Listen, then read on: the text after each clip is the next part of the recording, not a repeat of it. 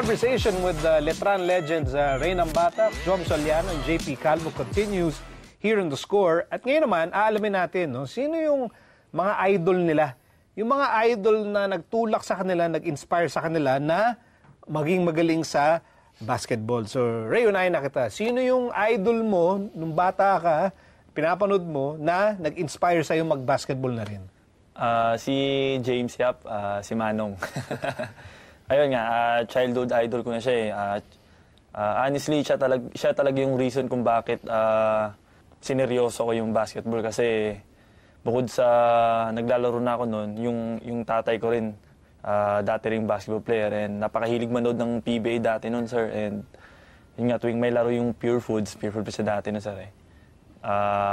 Umuwi talaga kami ng maaga para lang panoorin siya.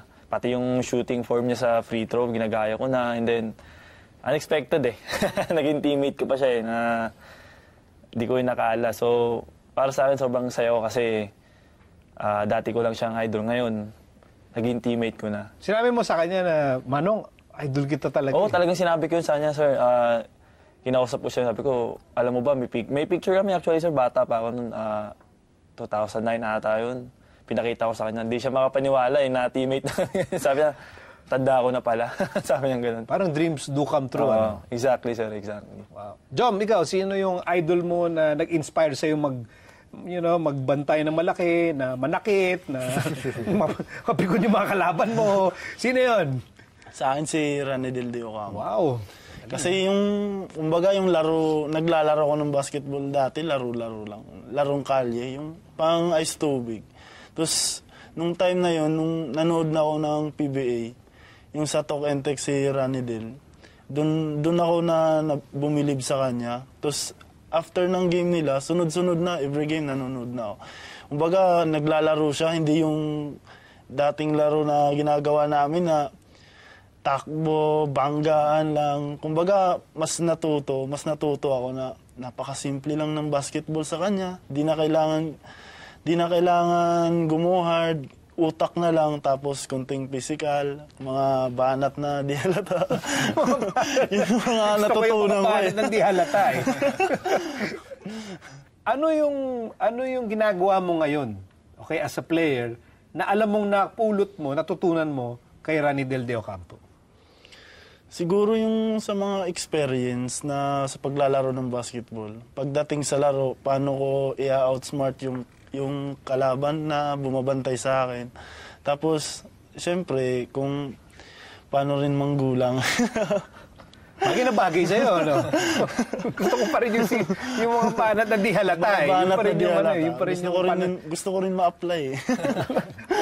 Parang excited siya. Gusto ko ma-apply yung mga hindi halata eh. JP, ikaw, sino yung idol mo nung bata ka pa na parang sabi mo, balang araw, magiging ganyan din ako? Same kami ni Racer eh. Kasi since bata pa ako, pinapanood ko na si James Yap. So, kasikatan niya kasi yun. So, nung nanood ako, championship ata nila yun, Pure Foods pa siya eh. Tapos naging BP siya. Tapos sabi ko, gusto ko din maging ganyan someday, sabi ko. Tapos yun, after nun, nagtrabaho na ako kasi nakita ko na yung potential ng basketball. Kung ano yung mangyari sa'yo. Tapos, yayaman ka pa, di ba? Sports mo na, gusto mo na, yayaman ka pa. So yun, ginusto ko na. Gusto ko yung honesty ni JP. Diniretso na eh. Yayaman ka pa. Pero si James kasi, ikaw point guard, si James siya, two guard, wing, ganyan. No? So, paano mo in-adjust yung laro mo? Yung idol mo, iba yung posisyon sa'yo. After po kasi nun, parang sabi ko, hindi ko nga kaya yung ginagawa niya ito. Kaya, yun, doon ko na nakita paano maglaro sila. Jason Castro, Mike Baroka, si Coach Jimmy Alapag. Sabi ko, kasing laki ko lang to, kaya dito lang muna ako. Hindi ko kaya yung James Yap eh. Pero yung James talaga, yung idol mo talaga. Yung James Yap talaga. So anong pakiramdam nung nakalaban mo na yung James Yap sa PBA? Hindi ko nga po siya tinitignan eh. Kasi kung titignan ko siya, mawawala ako, hindi ako makafocus. So, yung focus ko talaga is laro lang. Kasi sabi ko, pag tinignan ko to, mawawala talaga ako eh. Pagka dumadaan niya ako sa kanya, diretso lang ako. Hindi ko na siya tinitignan eh. Baka magpa-picture ka bigla eh, no? Sa gitna ng ano, sa gitna ng laro. Well, okay, total pinag-uusapan na rin natin yung buhay niyo sa PBA. Kamusta? Kamusta ang ano? Buhay PBA star. Yan ha. Lakas mo sa akin ha. JP, unahin na kita kasi talagang halata na pinaghandaan mo yung PBA. Sa ngayon po, nag-e-enjoy po ako eh, kasi yun nga, yung dream mo, nakamit mo na, tapos naglalaro ka pa ng mga idols mo sa PBA. So, yun, malaking bagay para sa akin to na nakarating na ako sa PBA. Tsaka, yung family ko kasi dream talaga nila na maging PBA ako. So, yun, nabigay ko naman sa kanila, tapos sana magtagal kami na maging PBA player. Yo, John, kamusta? Kamusta ang buhay PBA? Hanggang ngayon, nag-a-adjust pa rin ako kasi yun nga, kumbaga, kinuha ko nila Coach Pido as a role player lang talaga. Then, yun nga, hanggang ngayon, trinatrabaho ko pa kasi kung ano yung, kumbaga, binibigay sa akin na role, hindi ko pa masyado magawa. Yung maging, pag pinasok ako, yung quality minutes na ibibigay sa akin. Kasi para makapagpahinga yung mga key player namin. So, yun yung pag pinapasok ako doon, medyo sinasabihan pa ako ng teammate ko na kumpiyansa ka lang, maglaro ka lang, laruin mo lang yung laro mo. Baga nag-a-adjust pa rin ako hanggang ngayon. Bigyan mo nga ng advice. Itong si Job. Bigyan mo na magandang payo. Kaya sir. Pag nakuha niya yung kumpiyansa niya, kahit import pa na 6'10", kaya ba tayo sa PBA? Kulang doon ang kapal ng mukha, sir. Ay, dako, huwag ka magkukulang doon. Yan ang puhunan talaga. Sinasabihan na palagi ng coach namin na kulang ka sa kapal ng mukha, yan yung problema mo. Yan yung kailangan dito sa PBA. O, ano lang, kumpiyansa, tsaka pag libre, tira. Ray, kamusta? Kamusta buhay PBA?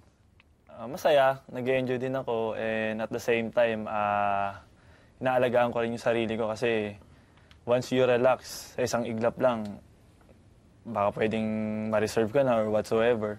Kinakabahan ako lalo pag nasa loob ako ng court. Pero kailangan mong labanan eh. Dahil pag hindi mo nilabanan at hindi ka nakapag-perform agad sa loob ng court, may possibility na hindi ka na magagamit, hindi ka na ibabalik eh. Kasi ang dami namin sa team eh, 15 kami, ilan ang kapwestuhan mo. So, as much as possible, you have to perform well para makita rin nila coach o ng ibang coach na may threat ka sa loob ng court. Anong pakiramdam na, alam niyo, nakikita-kita kayo, parang, pare, dati doon na tayo sa gym sa Litra, no? Okay, sa PBA na tayo lahat. Anong pakiramdam nun, Ray? Napakalaking biyaya kasi kami, before kami nag-PBA, dumaan kami sa napakaraming challenges, napakaraming struggle. So, ako, sobrang proud ako na I think half of the team ng nag-champion is nakaakyat sa PBA, nakapaglaro. So, yun yung masasabi ko na very special talaga yung 2015 championship na yun. Jom, anong pakiramdam na nakikita na kayo sa PBA, lahat kayo naglalaro? Yung pakiramdam, pag nananalo ka, pag nagkita kayo, bonus na naman kayo. Libre ka naman.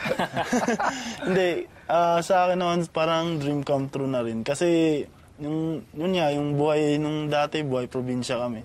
Naglalaro ng basketball. Kumbaga, huwag ka nang mangarap ng PBA. Di ka aabot dyan, ganyan. Tapos ngayon, andito kami ngayon. Kumbaga, kung yung iniisip na lang, paano kami tatagal dito? Kailangan trabahuin.